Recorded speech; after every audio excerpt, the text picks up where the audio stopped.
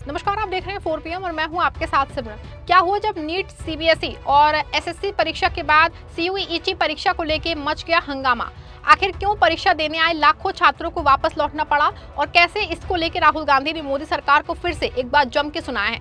दोस्तों, इस समय जिस तरीके से देश के हालात बने हैं उससे तो ऐसा ही लगने लगा है कि मोदी सरकार देश के युवाओं को सच में कॉकरोच समझने लगी है। वरना आप खुद ही सोचिए, पहले नीट पेपर लीक का मामला सामने आया, फिर सीबीएसई में गड़बड़ी हुई, एसएससी, लेखपाल परीक्षा और अन्य प्रतियोगी परीक्षाओं को लेकर पहले से ही इतने मामले उठ रहे थे और आज शनिवार को सीयूईटी परीक्षा देने पहुंचे छात्रों के साथ भी धोखा हो गया।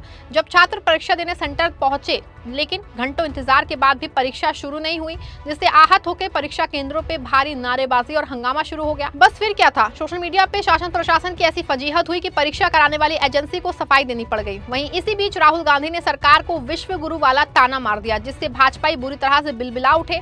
तो कैसे एक और परीक्षा को लेकर भाजपा सरकार युवाओं के निशाने पे आ गई और राहुल गांधी ने मोदी जी पे तंज कसते हुए क्या कुछ कह दिया, सब कुछ आपको बताने वाले हैं। दोस्तों, दरअसल शनिवार 30 मई को देश के कई हिस्सों में सीयूईटी यूजी 2026 परीक्षा को लेकर के भारी अव्यवस्था देखने को मिली। हजारों छात्र सुबह सुबह अपने परीक्षा केंद्रों पे पहुंच गए। कई छात्रों की रिपोर्टिंग सुबह 8 बजे थी और परीक्षा 9 बजे शुरू होनी थी, लेकिन समय बीतता गया और परीक्षा शुरू ही नहीं हुई। छात्रों को घंटों तक परीक्षा केंद्रों के अंदर या बाहर इंतजार करवाया गया। कई जगहों पर छात्रों और उनके अभिभावकों को कोई स्पष्ट जानकारी नहीं दी गई कि आखिर समस्या क्या आ रही है और परीक्षा कब शुरू होने वाली है। शुरुआत में लोगों को लगा कि शायद कुछ देर की तकनीकी समस्या होगी और परीक्षा शुरू हो जाएगी, लेकिन धीरे धीरे स्थिति और खराब होती चली गई। सोशल मीडिया पे छात्रों ने अपने अपने केंद्रों की तस्वीरें और वीडियो साझा करने शुरू कर दिए। इन तस्वीरों और वीडियो से ये साफ दिखाई दे रहा था कि समस्या सिर्फ 1 या 2 केंद्रों तक सीमित नहीं थी।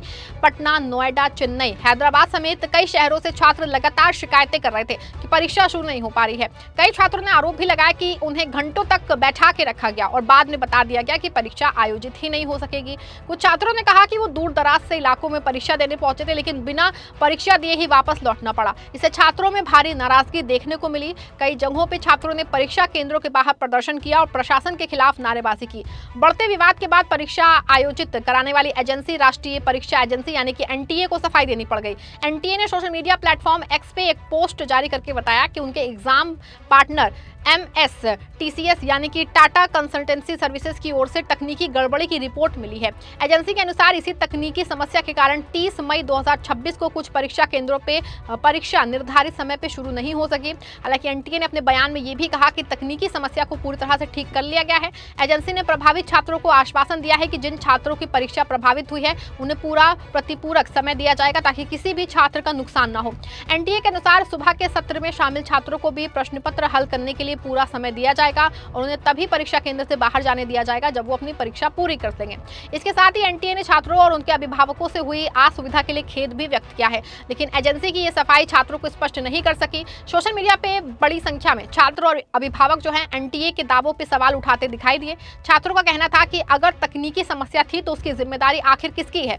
उनका तर्क था कि परीक्षा का आयोजन एनटीए कर रही है, इसीलिए सभी तकनीकी व्यवस्थाओं की अंतिम जिम्मेदारी भी एनटीए की होनी बनती है। छात्रों ने सवाल उठाया कि क्या परीक्षा शुरू होने से पहले सिस्टम की जांच नहीं की गई थी, क्या पेपर अपलोड और सर्वर की स्थिति की समीक्षा नहीं हुई थी, और यदि हुई थी तो इतनी बड़ी समस्या आखिर सामने कैसे आ गई। यही कारण है कि सोशल मीडिया पे एनटीए को लेकर काफी नाराजगी दिखाई गई है।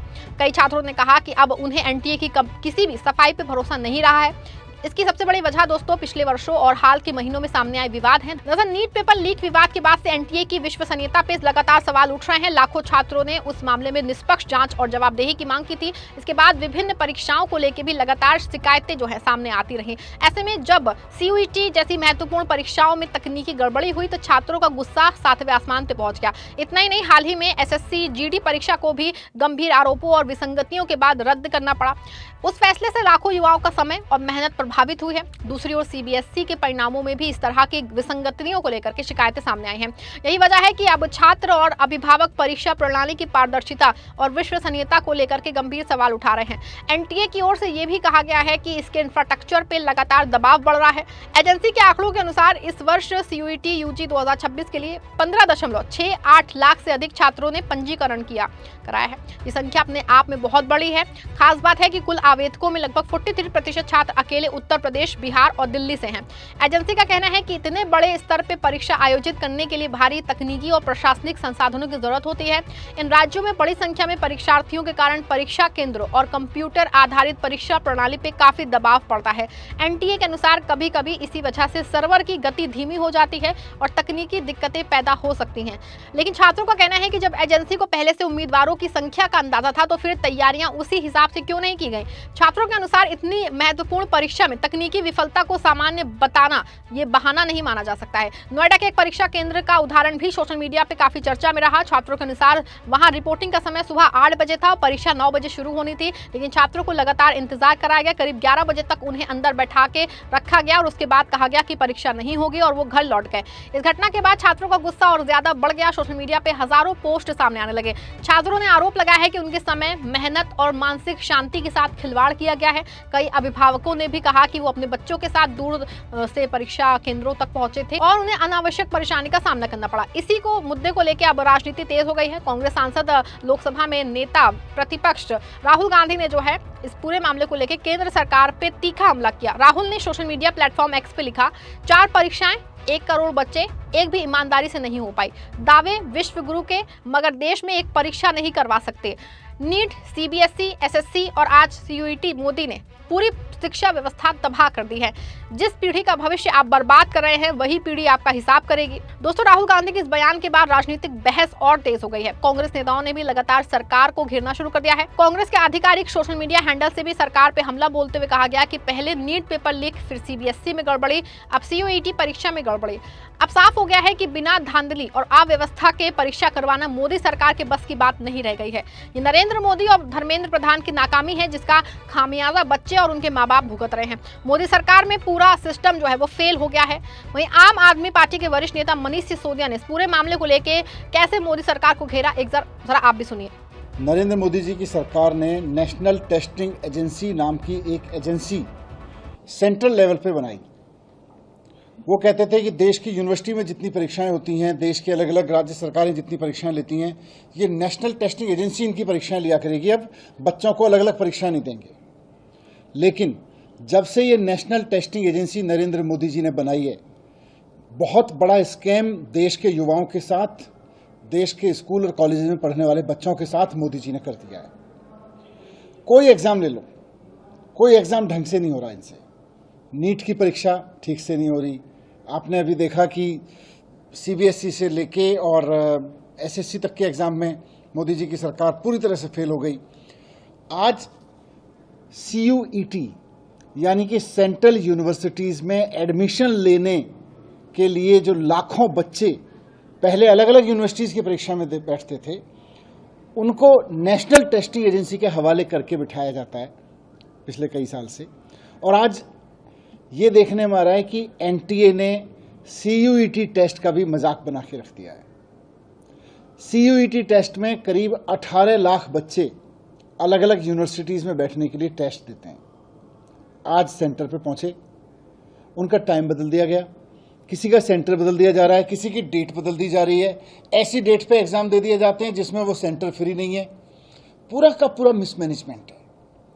ये मजाक चीज नहीं है। एक बच्चा, उसका पूरा परिवार किसी एग्जाम के लिए कितनी मेहनत करता है, नरेंद्र मोदी जी इस बात को कभी नहीं समझ सकते। नरेंद्र मोदी जी कभी नहीं समझ सकते कि एक बच्चा जब एग्जाम देने के लिए तैयारी करता है तो उसके ऊपर क्या बीतती है अगर उसका एग्जाम पोस्टपोन हो जाए, कैंसिल हो जाए, पेपर लीक हो जाए। मोदी जी कभी नहीं समझ सकते इस बात को।